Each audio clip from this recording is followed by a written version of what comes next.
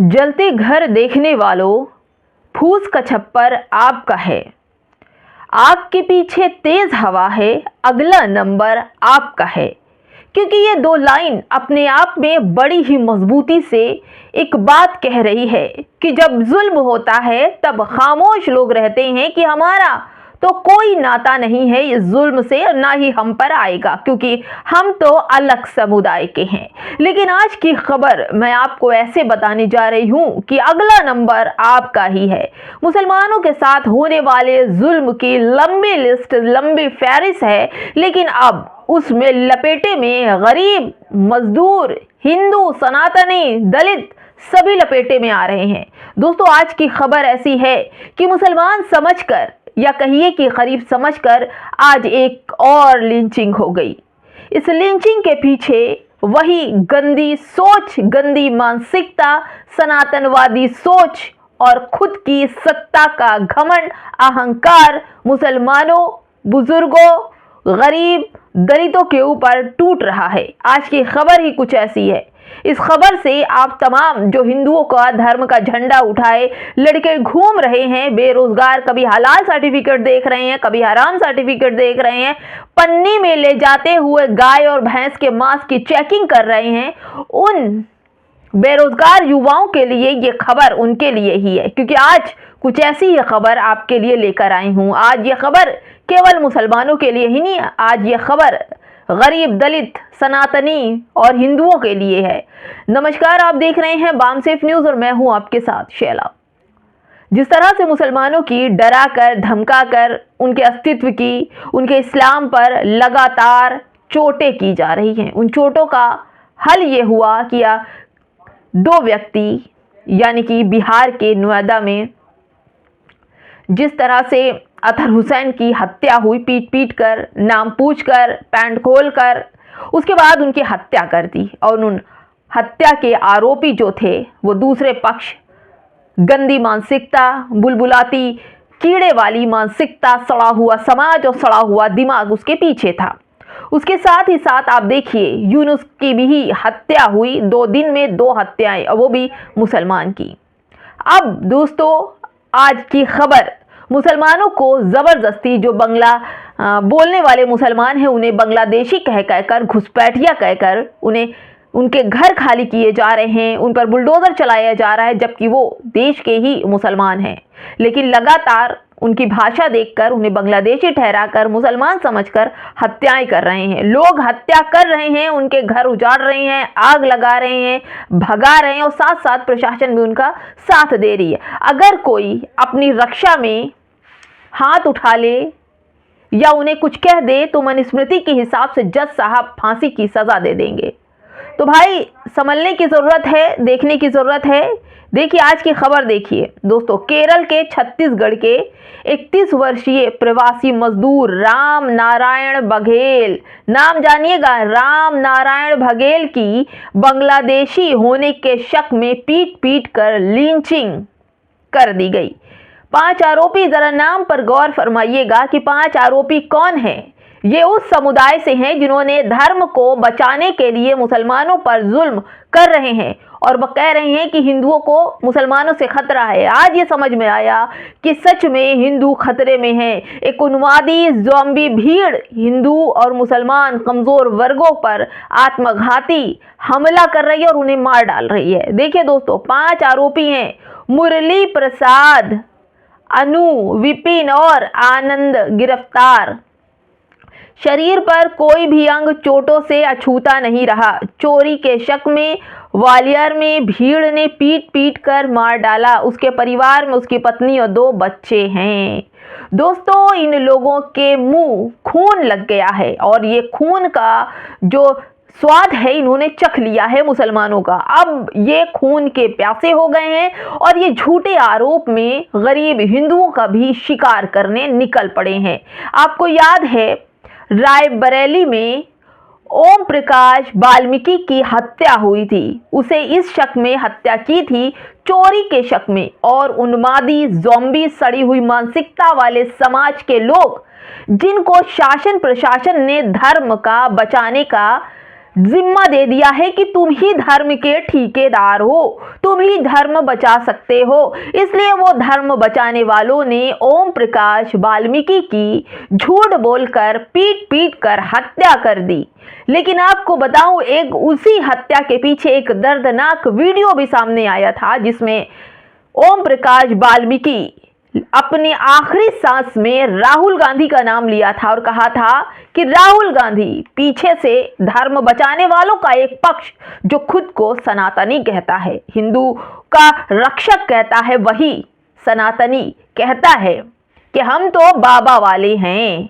और ये कहकर वो भीड़ हंसती है, वो खिलखिलाती है, एक व्यक्ति की मौत पर खुशियां मनाई जाती है। ये कौन लोग थे? ये बाबा वाले थे, जिन्होंने खुद अपने मुंह से कहा था।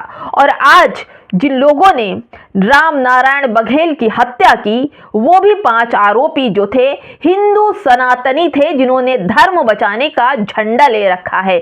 झूठ बोलकर जबरदस्ती मुसलमानों की लिंचिंग कर रहे हैं। आज उसी झूठ के पीछे राम नारायण बघेल की हत्या कर दी। उसे सोचा कि ये मुस्लिम है, उसे बोलने का मौका ही नहीं दिया और उसे पीट पीट कर मार डाला। खैर दोस्तों, चल जो कुछ रहा है, सरकार कहती है गौरक्षक निकाल दिया है। गौरक्षक ढूंढ ढूंढ कर मुसलमानों की दुकानों पर पहुंच रहे हैं, रेस्टोरेंट पर पहुंच रहे हैं और ये कह रहे हैं कि हम जो नॉनवेज की दुकानें हैं वो चलने नहीं देंगे।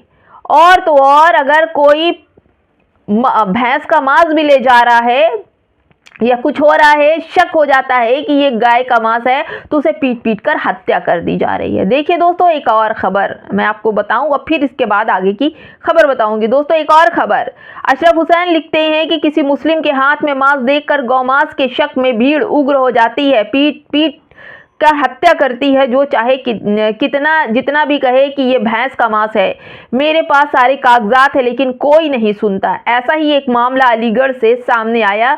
शमीम का आरोप है कि उसके जो रिश्तेदार हैं वो गौमांस ले जाने के शक में भीड़ ने बुरी तरह पीटा, जबकि वो भैंस के मीट का कारोबार करते थे। याद है ना दोस्तों, अलीगढ़ में भी ऐसा ही कुछ मामला हुआ था और आज इनके साथ भी ऐसा हुआ। शमीम के जो रिश्तेदार थे उनके साथ हुआ।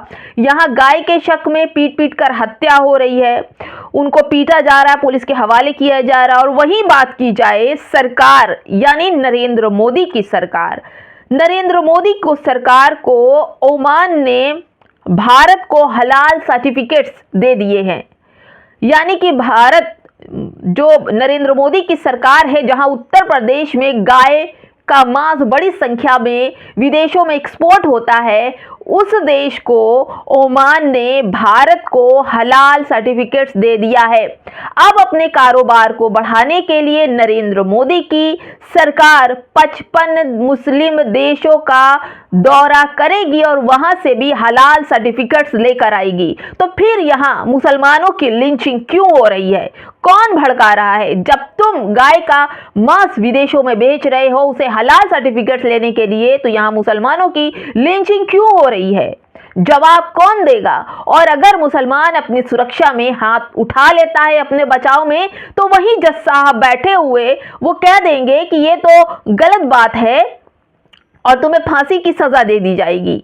यानी कि आपको ना तो इस साइड कान पकड़ते बन रहा है, ना इस साइड कान पकड़ते बन रहा है। वहीं अब अगर बात की जाए तो मुसलमानों को जगह जगह रोका जा रहा है। हर जगह उन्हें, चाहे वो फेरी वाले हों, चाहे कोई भी हो, सामान बेचने वाले। दोस्तों, एक रेस्टोरेंट है, वहां पर भी जयपुरी जायका नाम से दुकान थी, होटल था जहां पर नॉनवेज बेचता था, लेकिन राम के नाम से उन्मादी भीड़ उस रामपुरी जायके वाले दुकान पर पहुंचती और कहती है कि रामपुरी ये नाम हटाओ, क्योंकि इसमें राम का नाम है, इसलिए तुम दुकान नहीं लगा सकते, तुम हिंदू हो तो तुम्हें राम का नाम की जरूरत नहीं है। और वहां पर तोड़ फोड़ की। ये कौन लोग थे? वही सनातनी जिन्होंने जो अभी जिसकी हत्या की है, राम बघेल की हत्या की, ये वही लोग हैं सब के सब जो धर्म बचाने के लिए सड़कों पर उतरे, क्योंकि इनके पास तो कोई कामकाज है नहीं।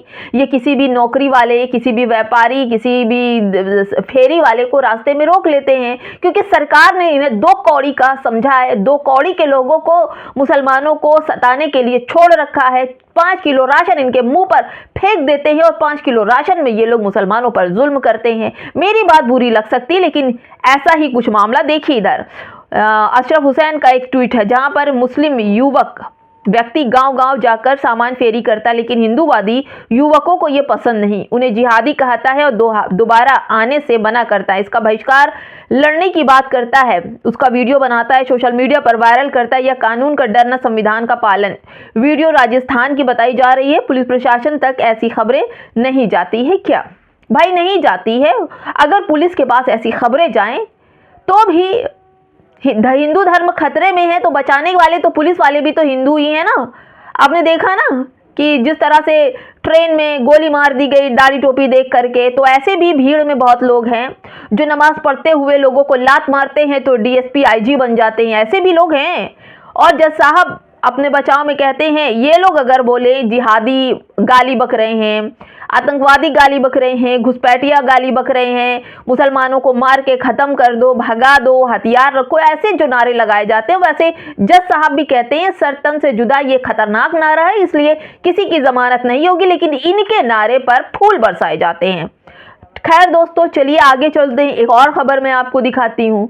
एक और खबर ऐसी, प्रियंका भारती जो आरजेडी की प्रवक्ता हैं, अक्सर देखा जाता है ये बहुत ऐसी बेटी है भारत की जो संविधान को लेकर के और मजबूती से अपनी बात, अपना पक्ष रखती हैं और पत्रकारों की धज्जियां उड़ा देती हैं। उन्होंने अपने ट्विटर हैंडल पर एक पोस्ट डाली। उन्होंने कहा कि हम भाजपा के एक नंबर कार्यकर्ता थे, महामंत्री थे, बिना नोटिस घर ढा दिया गया। बुलडोजर न्याय नहीं करती, लेकिन हमारे गृह मंत्री बुलडोजर न्याय के प्रति बनते जा रहे हैं। यानी कि ये व्यक्ति भाजपा का नेता था, लेकिन इसके घर भी बिहार में गिरा दिए, इसलिए क्योंकि उनके घर नाजायज थे। यानी ये बोल रहे हैं, रो रहे हैं, बिलख रहे हैं कि बिना नोटिस दिए हमारे घर गिराए जा रहे हैं। मैं तो भाजपा का कार्यकर्ता था, लेकिन फिर भी हमारे घर गिरा दिए। इससे पहले एक चेतन नाम के व्यक्ति का भी, जो गिरिराज सिंह की तरह चोटी रखता था, गले में गमछा बांधता था, उसका भी घर दुकान गिरा दिया गया डेवलपमेंट के नाम पर। तो आप देखिए दोस्तों किस तरह से चल रहा है सब कुछ। हिंदू सच में खतरे में है। उस हिंदुओं को होश में आने की ज़रूरत है। धर्म का झंडा लेकर जय जयकारा करते रहिए, राम के नाम पर जो भी आपको मन हो वो करते रहिए। मुसलमानों के साथ जुल्म के साथ साथ गरीब हिंदू भी पिसा जा रहा है, बुलडोजर नीतियों से दबा जा रहा है। दोस्तों इस वीडियो में इतना ही। कमेंट बॉक्स में ज़रूर बताइएगा कि क्या सच में हिंदू खतरे में है। नमस्कार।